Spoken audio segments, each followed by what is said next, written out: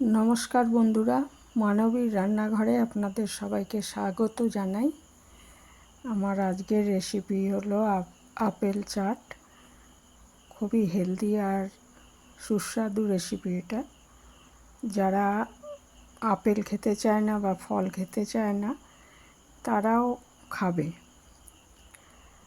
আর apple কতটা উপকারী এ তো বলারই নেই। তো বাচ্চারাও যদি না খেতে চায় এইভাবে দিলে নিশ্চয়ই খাবে। তা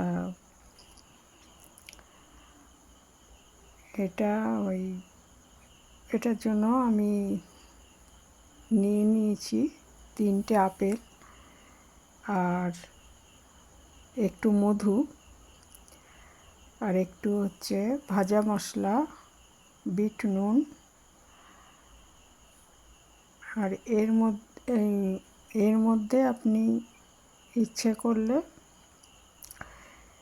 লেবুর রস দিতে পারেন, তবে আমি লেবুর রস দিইনি। আর আমি নিয়েছি চাট মশলা। চাট মশলা বাড়িতেই বানানো যায়, কিন্তু আজকে আমি কেনাই ব্যবহার করেছি।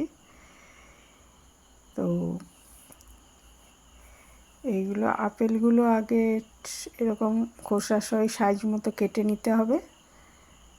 আর এই আপেল কুচির ওপর আমি একটু পুদিনা পাতা কুচি করে ছড়িয়ে দিয়েছি। এটা নাও দিতে পারেন ইচ্ছে করলে, কিন্তু বেশ ভালো লাগে গন্ধটা। আর খুব অল্প বিট নুন দিলাম। তারপরে দিয়েছি ওই জিরে ভাজা শুকনো খোলা, জিরে ভাজা দিয়েছি।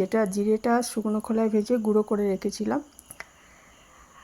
আর দিয়ে দিচ্ছি 2 চামচ মধু। আর তারপরে আমি এর মধ্যে দেব চাট মশলা, যেটা কেনা চাট মশলা দিচ্ছি। ইচ্ছে করলে এটা বাড়িতেও বানানো যায়। কখনো দেখে নেব আমরা যে কিভাবে এটা বানানো যায়।